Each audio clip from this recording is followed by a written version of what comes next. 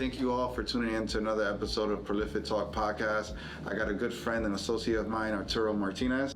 And before we get started, I just want you guys to know why we're doing this episode. We could talk about obviously anything, but it's very important when you own real estate, how to know how to manage it. That is the key to owning real estate. And I feel like this guy has an expertise in that field. So let me give him the platform, and here you go, man. Well, thank you for inviting me to this podcast with you. Definitely have a lot of knowledge for me to share with everyone here. So my name is Arturo Martinez. I've been doing property management for quite some time. Started around 2009, working with garden-style communities all the way up to luxury-style communities. I used to work with a few companies over in Morristown.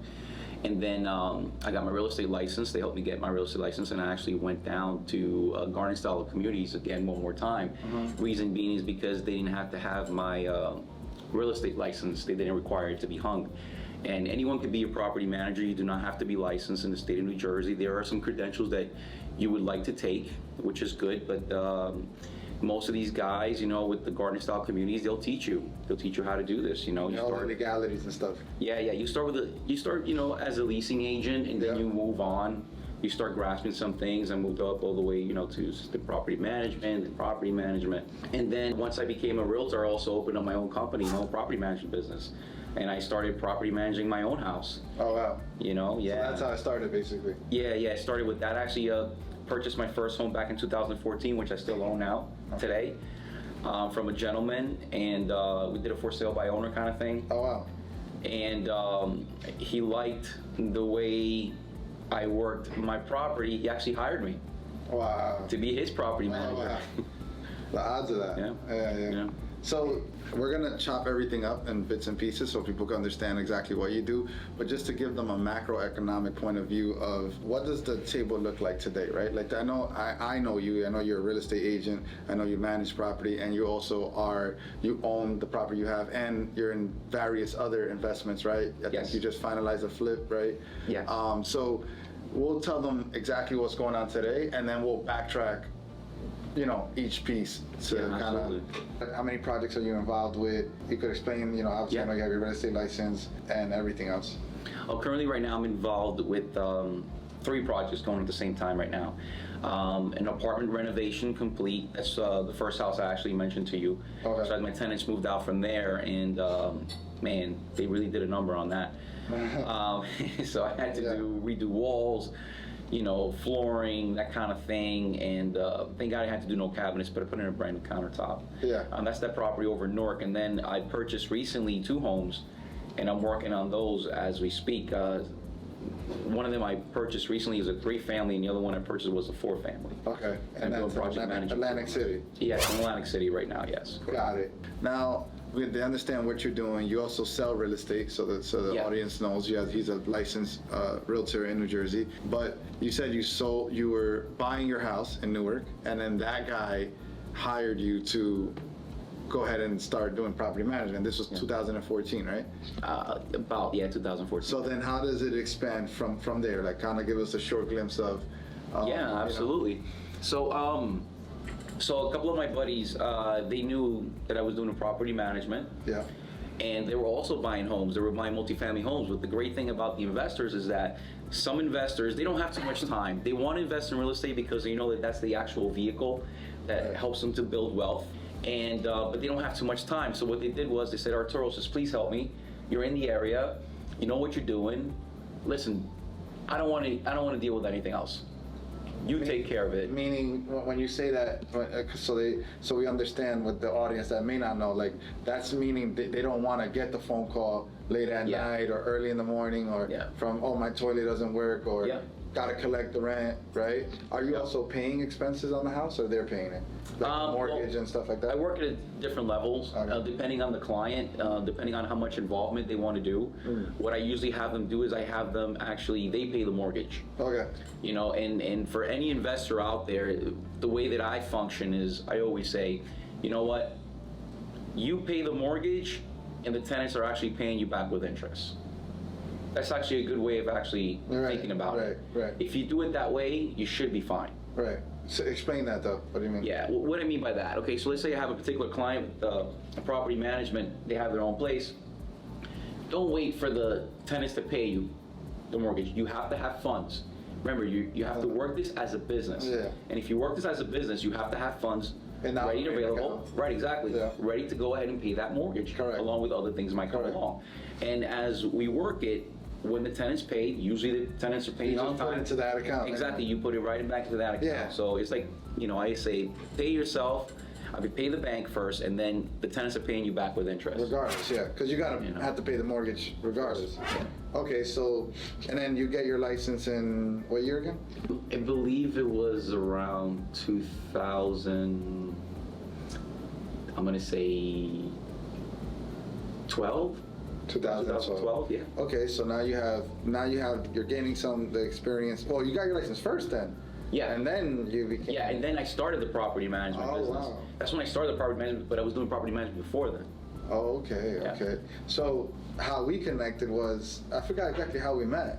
I think in the office. In the office, So when- and then I realized that I'm like, shit, man. Like anytime I needed something, like I still talk to Jimmy to this day. Yeah, that's exactly, yeah. Jimmy and like any tools, like yo, I got a vacancy. You're like, all right, call this lady. Yep. So just very resourceful, and I'm forever grateful for that. You know what I mean? Like I'm able to call him or like, dude, I gotta get. Unfortunately, I gotta evict this person. They haven't paid him like 10 months or whatever, and he helped me, file the paperwork, go through the motion. That was my first eviction, Yeah. literally during the pandemic. This lady like was backed up like 30-something thousand and rent. And then, I mean, obviously we don't wish this upon her, but then finally the courts start playing their part, right? Things start opening They up. were sleeping for a while. Yeah, and then the lady passes away. Wow. That was So crazy. that I all remember that debt is gone, 36,000 or something like Yeah. that. Yeah. And of course, you don't wish that upon nobody, to be clear. But it's just to show you, like, that's some of that so far, knock on wood, is probably the most craziest thing I've dealt with. Yeah. But I know Arturo's like in the trenches way more than me, and the reason I started this podcast with understanding, because I also work with investors as well. Yeah. And now we just closed on the first one in Atlantic City, but they don't understand that, okay, you bought the house, great. What happens next? And for however long you own this, remember your mortgage is 30 years. Yeah. So, okay, say you paid off in 20 years, in 23 years, 15 years, whatever it is. Even if you paid off cash completely, you still want to ROI your money. So who is taking care month by month? Who is taking care of that property?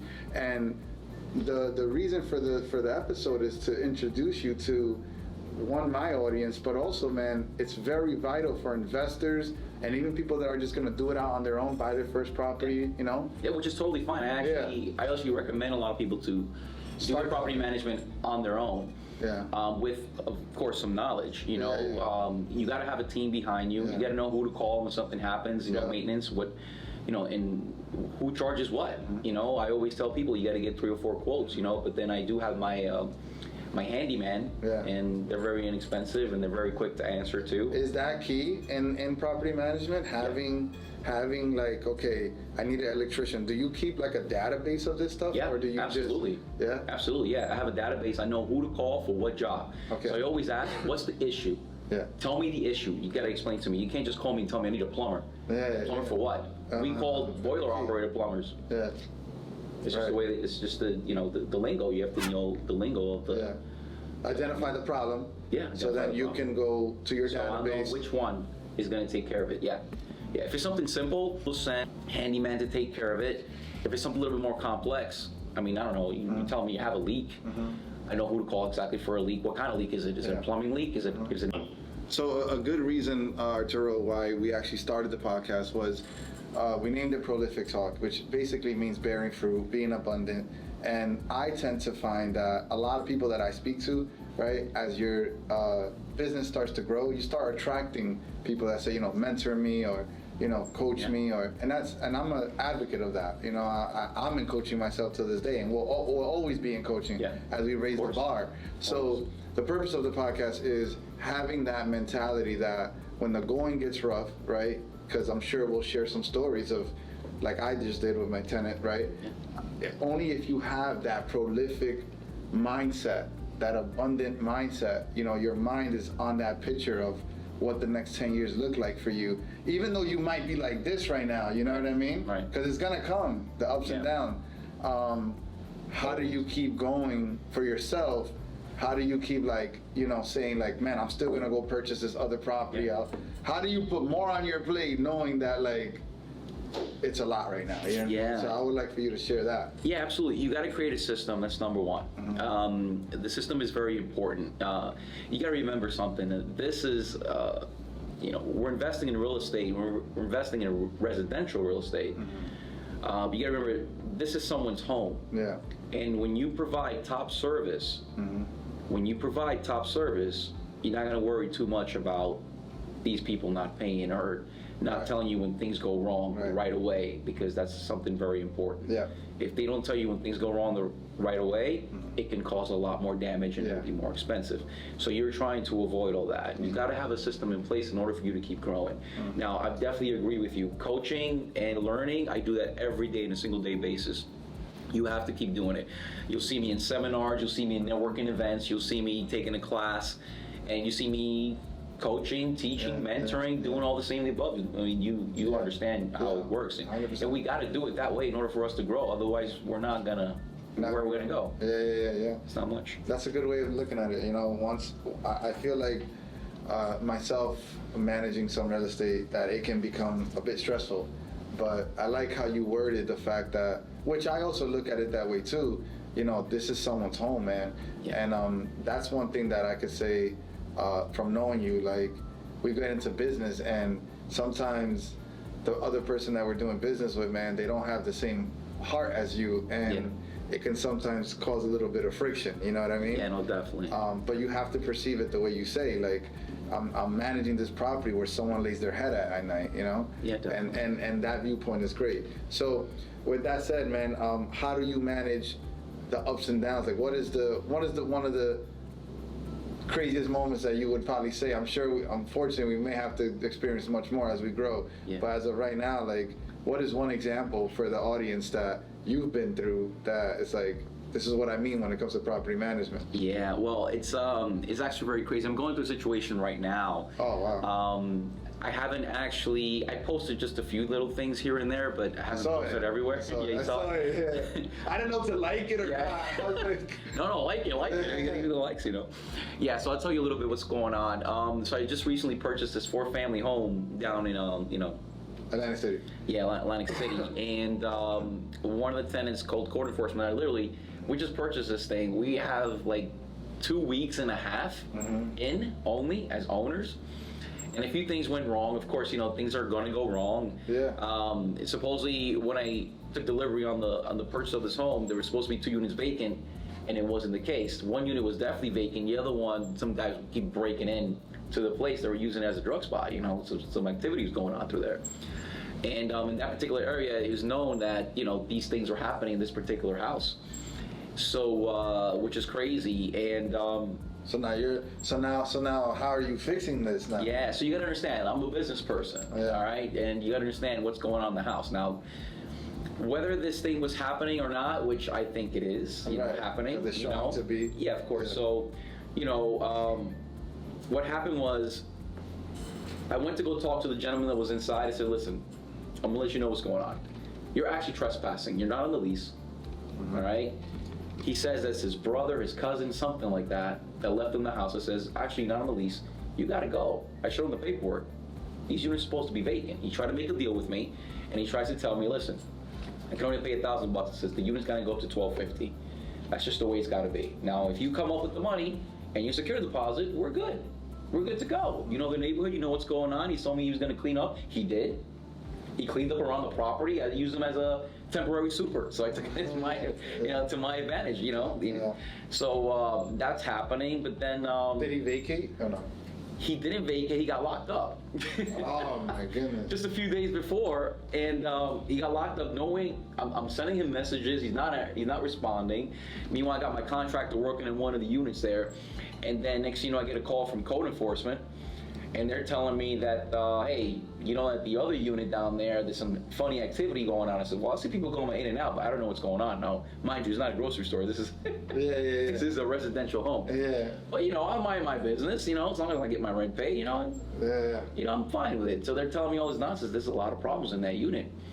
So the court enforcement said, I think you have some serious issues there, and I'm working right now, currently, with them and the police to stabilize the entire house. Now it's going to take some time, but which is great for me because I want to bring the neighborhood back up to a standard so they actually like what I'm doing.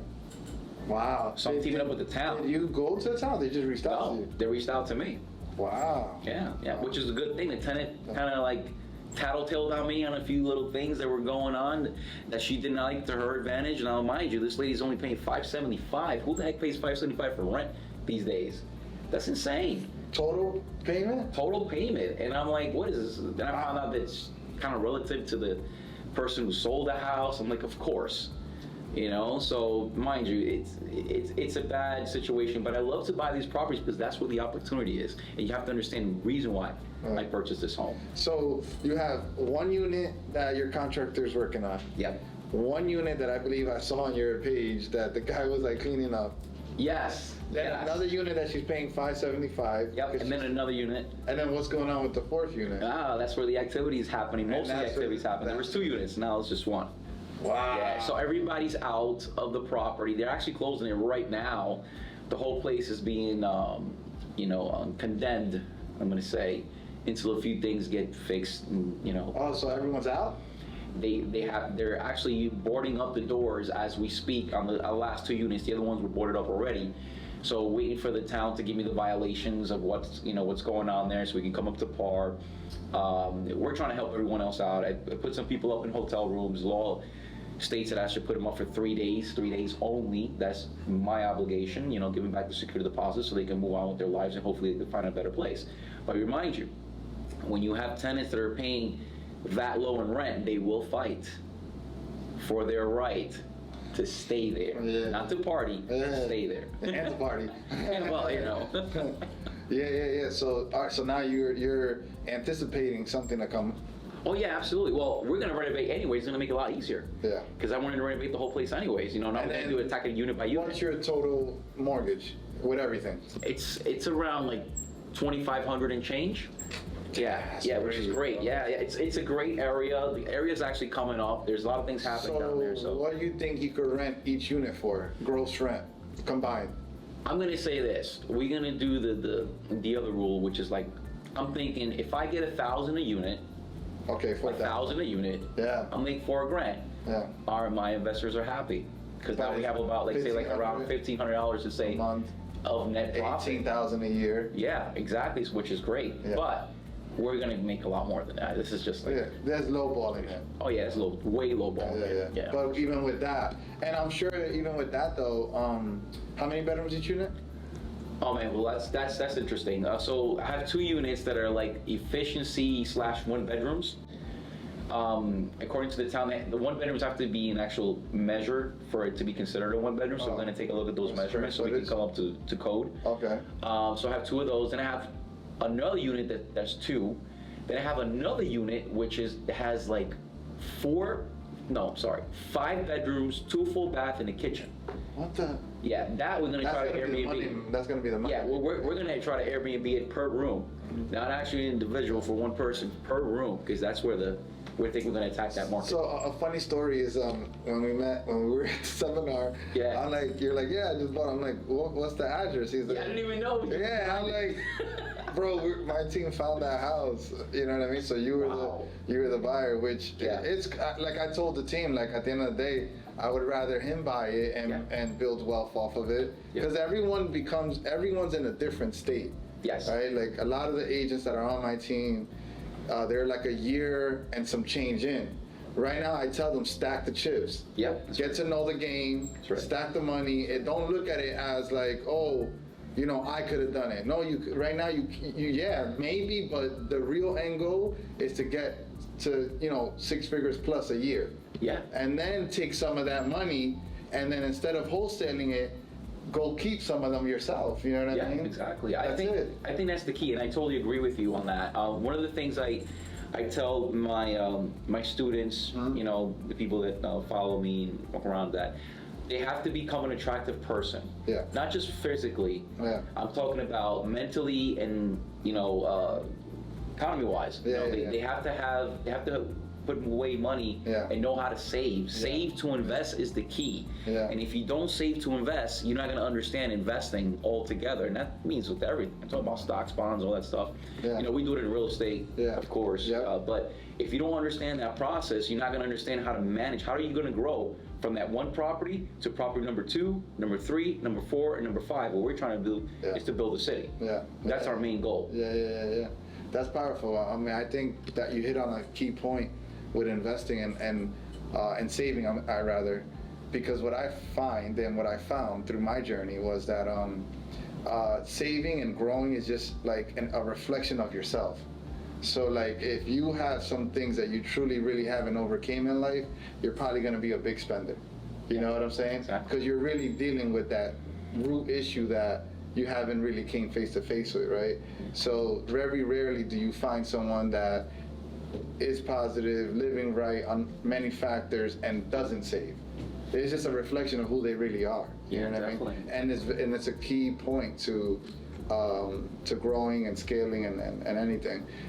But like I said, again, to people that want to invest and to investors currently that, you know, they know this, we don't have to tell them this. You see everything that he's dealing with, like the property was bought, the investor, let's just say he put zero money on this deal. Let's just say that. I don't know, because I don't know the logistics of the deal. But let's just say that's the case. And someone put 80,000, 70,000, whatever. Man, this guy has to be the one in that house. That's also kind of scary sometimes, you know what I mean? Like, you don't know who you're dealing with. Yeah. You know, you have to deal with the town.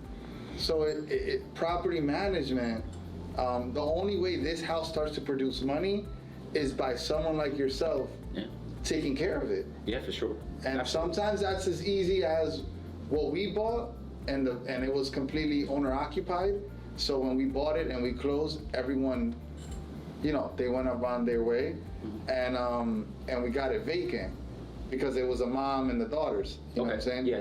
So something like that, okay, yeah, but still, today, right? I gotta order the fridge, gotta order the stove. That's right. Dealing with the agent to get it rented. It gotta get painted. I just got a picture that it might look like something like mold on the wall. Yep. Maybe it's coming from the outside. Like, Yep. You know what I mean? It could be all different factors. All different factors that we're the middle person for that. And then that's fine. We signed up for it. Yeah, absolutely. But I think we have to drive the fact that property management is the key. Yeah, to absolutely. owning cash flow properties. Absolutely. Remember, and that's exactly what I was going to get at. The property management will keep your cash flow. And if it's managed poorly, you're not going to cash flow, Right. which means you're going to have a negative. And then if you have a negative, what are you actually doing? Yeah. You know, I mean, I don't know if you have all this money, you want to start paying the mortgage all on your own for all these months, but what's going to happen to your property? You're going to abandon it. Things are going to go wrong. I always tell my investors, listen, there's 12 months in a year. If you program yourself saying that 9 months you're going to be making profit and the rest of the months you got to put it back into the property. If you got the mentality, you're going to grow. You're going to keep pushing. You're going to keep moving. Work with that mentality and you'll be fine. Yep. You know? Yep. So it's the way to scale. Yeah.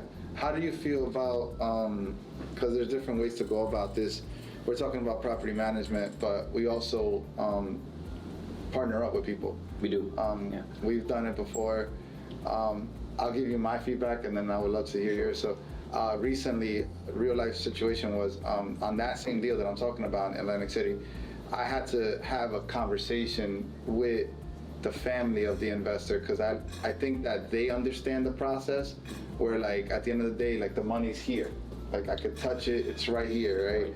We didn't go buy, a car with it. We didn't go shopping with it. So what I was getting was there was a state of urgency, though it's not needed because it's just a process the way it works, right? Like right now, at the end of the day, if I was your investor on your deal, I can't be calling you every day. You have to go through the channels to get it stabilized. Exactly. That's just what it is, right? Yeah. So my conversation and my reflection was, if I ever, continue to have a partner in this, that someone that just wants to be a capital investor and like, Manny, I trust you. Just we'll get on the phone every 3 months or whatever. Yeah. I'm okay with that because I'm also all about helping people build generational wealth, right? Yeah, absolutely. But I think after this experience, I'm very clear on who that individual has to be. You have to. Because I don't want, no disrespect to no one, I'm grateful for every opportunity. I don't want that constant call, you know what I mean? On like, oh, where we at? And I know like sometimes the calls have nothing to do with that, but I know they're coming in because of that. You know what I mean? Like to file, and that's okay to check up, but it's just, you have to have the way of thinking of, you don't call whoever's managing your 401k. You just know that it's there. Yeah, exactly. So as long as you have, I always say, yes, protect your investments. I'm all about that. But if you know who you're dealing with, right, and you know this person is honestly like, he showed time and time, or she's shown time and time that they're responsible and they have integrity, just let the asset perform. Yeah. You know what Well, I mean? I work it this way. It takes anywhere between, depending on the property, depending on the renovations, anywhere between 6 months to a year to try to stabilize that property, let's just say. Fortunately, I've been beating those numbers. I've been doing it for 3 months and actually maybe 2, for the time being, but it depends on the situation and where we are. But your partner has to be business minded, just like you. And what I do is I show reports, I show bank statements. And once I show them the money's coming in, I'm not gonna get a phone call. Yeah. And once we agree that we're gonna split the dividends, when are we gonna do it? Are we gonna do it every quarter after it's been stabilized, and that's the agreement. And fortunately, I've been getting more calls and telling me, hey, now I have this much, now I have that much, or my aunt wants to jump in, or my uncle wants to jump in, and it's getting crazy, as far as that. That's a blessing too, yeah. But the way I do it is I show bank statements, showing them, and then agree with the dividends. That's got to be important too. Yeah. I think the key role that I say to people is treat it as just that, your 401k. Yeah. Right. Definitely. Treat it as a 5-7 year plan. Don't make no moves until then. Yeah. Definitely. Let the house pay itself off. You weren't. I'm not telling you to take your last dime and put it into this. No, you can't do that. Yeah. So if this money was just sitting somewhere, just let it perform. What I learned was this. My investors, this is one of the things I ask my investors all the time. Once they tell me they want to invest in real estate, and I says, okay, great. And says, how much money are you willing to invest in real estate? And then once they tell me, and I says, tell me that you have double that in the bank, because then this money makes sense to me. Because if they don't, then you're going to get that call, listen, something happened, this is what happened. You got to understand, this is a long-term investment. This is not something that's, unless we're going to do a fix and flip. Right, that's totally different. Right, and if we do a fix and flip, then we expect that at the end of that year, that house is gone. Maximum is, let's say, another 3 months, call it. Right, with closing and everything. Right, exactly. So it depends on the strategy, depends on the investor, depends on what we're trying to do, and that they understand it. But for me, they got to have double that, because they have to understand how business works. And that's very, very. I find that's very, very important today. What exactly are your plans moving forward? What's your vision for your next 5 years? Yeah. And how does that look like? Yeah, definitely. My next 5 years are looking like I'm going to start teaching a lot more. I already started a company called the Cashflow Lifestyle.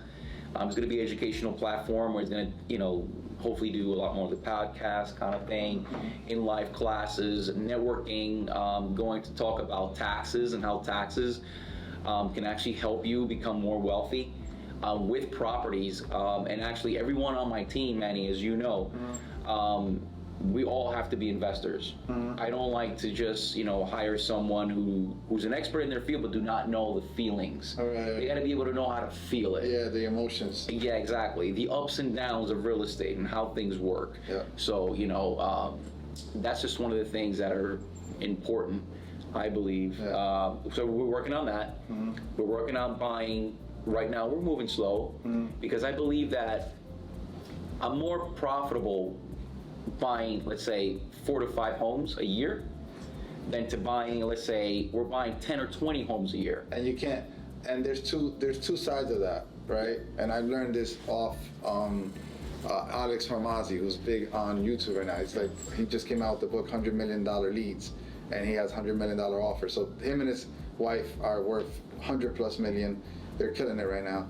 And he gave a good example to what you just said. You're better off buying 5 a year, slow but consistent, because he said this, people do the same thing with business. Instead of stacking them up brick by brick and then each layer builds up and now you have a strong foundation, they just stack one and then go vertical, right? So when you got all this mess up top, there's no foundation. You know what I mean? Like, so there's one thing to scale, but do you have the bandwidth and the team? Yeah, the tools. The tools to do that, because let me tell you, if you got 50 properties, like right now, you know, as much experience as we have or whatever, tomorrow we wouldn't know what to do with 100 properties. No. We've never been in that. I'm sure we will learn and figure it out, but it will be problems up front because for sure everything is gradual.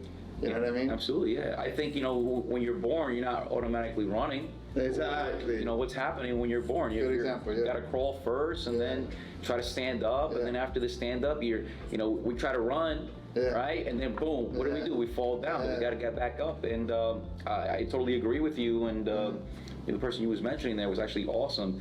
And that's the way I've been structuring everything for me. I've been working slowly, because just because you have massive doesn't mean that you're being productive. Doesn't mean that you're profitable. Profitable, very important, profitable.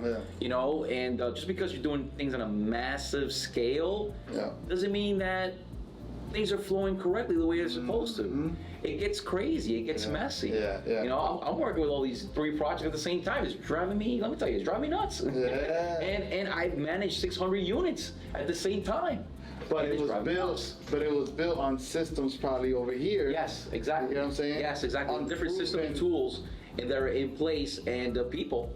I like that example. That's a very important key that people probably missed.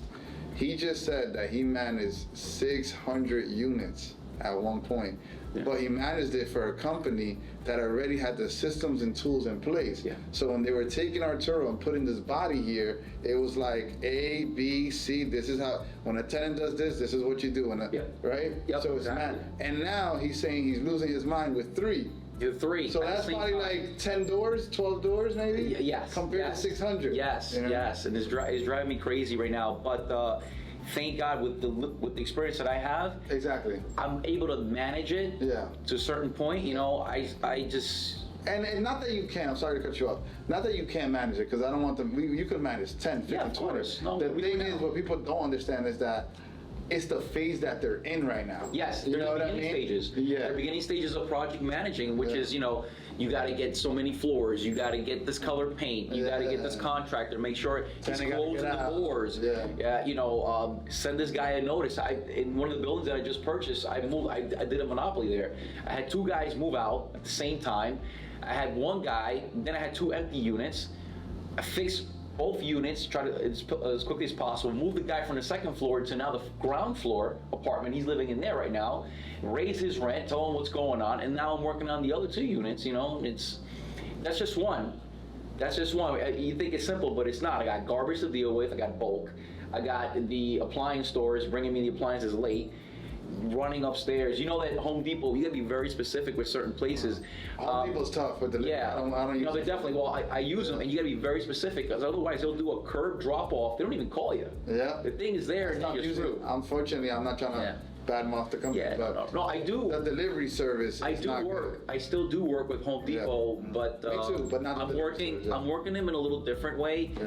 Fortunately, because of the massive amount of purchases that I've done throughout, the last few years, I'm in a different class.